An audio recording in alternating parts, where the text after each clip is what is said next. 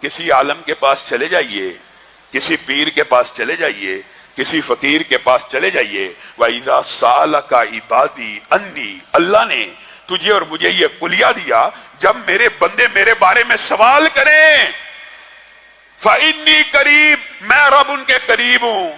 تیرا مولوی کہے گا، تیرا امام کہے گا، تیرا پیر کہے گا، معاشرے کے اندر کچھ غلط العام بھی ہوتا ہے، غلط العوام بھی ہوتا ہے، کسی کو تان و تشریح یا فرقہ واریت کی بات نہیں، وہ کہے گا اللہ کے بارے میں سوال پوچھیں گے، اللہ کہاں ہے؟ اللہ ہماری سنتا ہے۔ ہاں اللہ سنتا ہے، لیکن اللہ بڑا دور ہے۔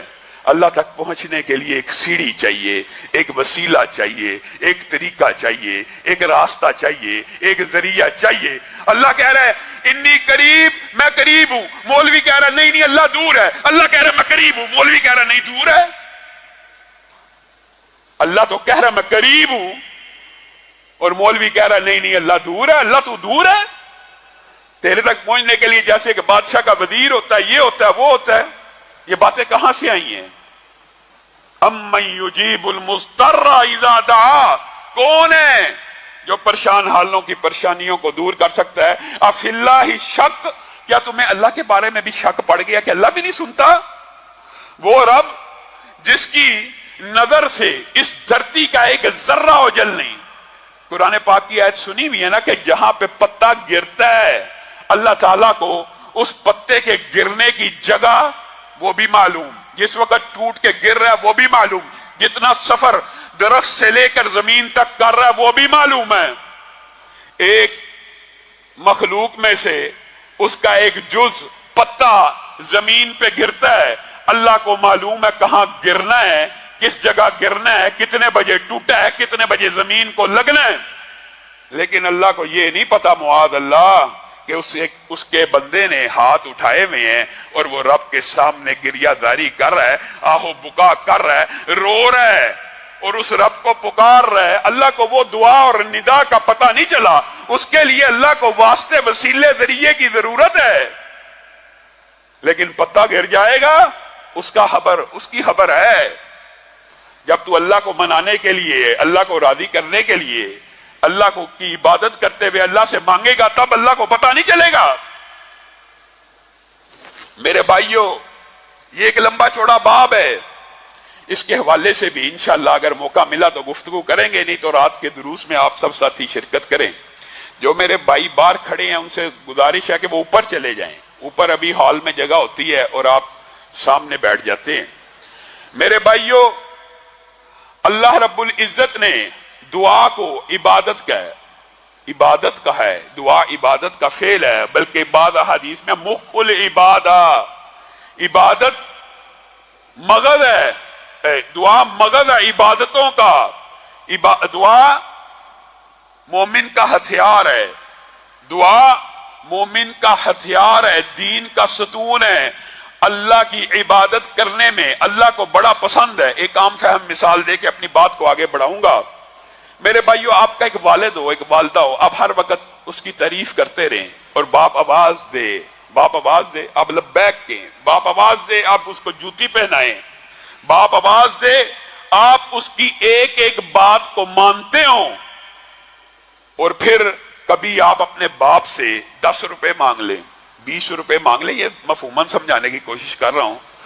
آپ کے باپ کے جیب میں نہ بھی ہوں گے، چاہے اس کو آسمان سے تارے توڑ کے لانے پڑے، اگر وہ بیٹے سے راضی ہے، بیٹے سے خوش ہے، اور بیٹا وہ لفظ نہیں کہہ رہا جو اللہ کے لیے بندہ کہتا ہے۔ بندہ کیا کہتا ہے؟ سبحان اللہ، سبحان اللہ۔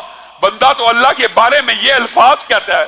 کیا کوئی بچہ اپنے باپ کے بارے میں پیار کے، محبت کے یہ الفاظ کہہ سکتا ہے؟ نہیں کہہ سکتا۔ زیادہ سے زیادہ جی میرے بابا، بابا میں حاضر ہوا، لبیک، باپ کی جوتیاں سیدھی کر رہا ہے۔ ایک دن 10 روپے کی ضرورت پڑ گئی، باپ سے مانگا، اب بتائیں باپ کی کیفیت کیا ہوگی؟ اس کو 10 روپے دینے کے لیے اگر جیب میں ہوں گے اسی وقت دے گا، اور اگر نہ ہوں گے تو پوری دنیا سے لڑ جائے گا، اپنے بیٹے کے لیے پیسے لے کے آئے گا۔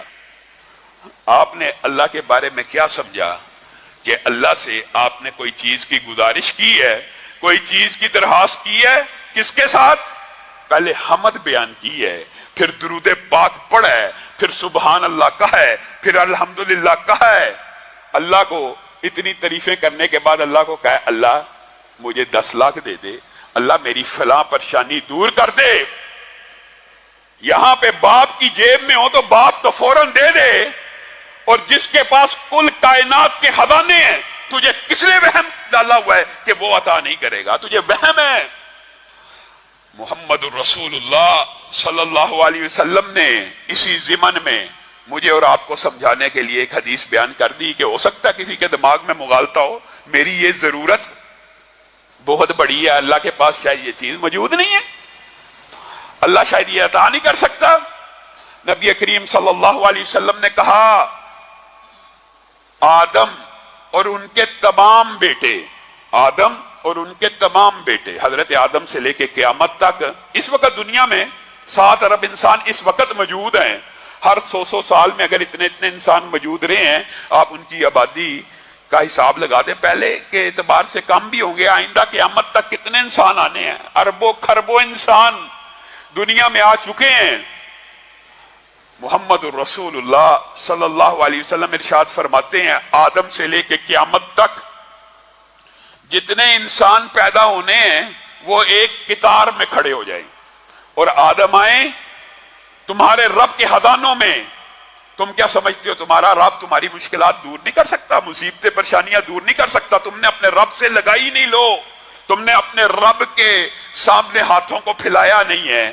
وہ آ کے کیا مانگے آدم آ کے اللہ کو کہ اللہ زمین و آسمان میں جتنی بھلائیاں ہیں، جتنے خزانے ہیں، جتنے رزق ہیں، جتنی مخلوقات ہیں، فائدے مند نفع مند مجھے ہی عطا کر دیجئے۔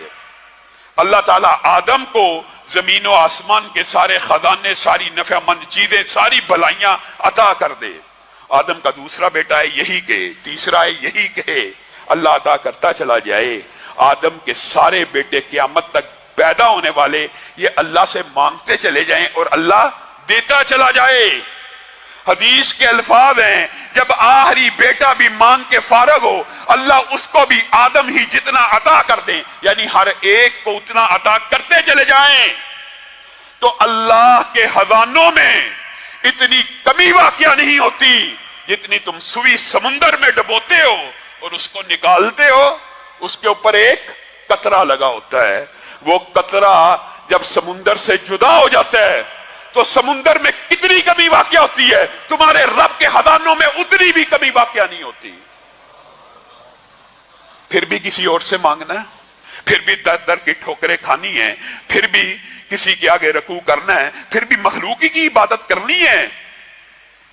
میرا رب وہ ہے جس نے کہا جب بندہ نادم ہو کے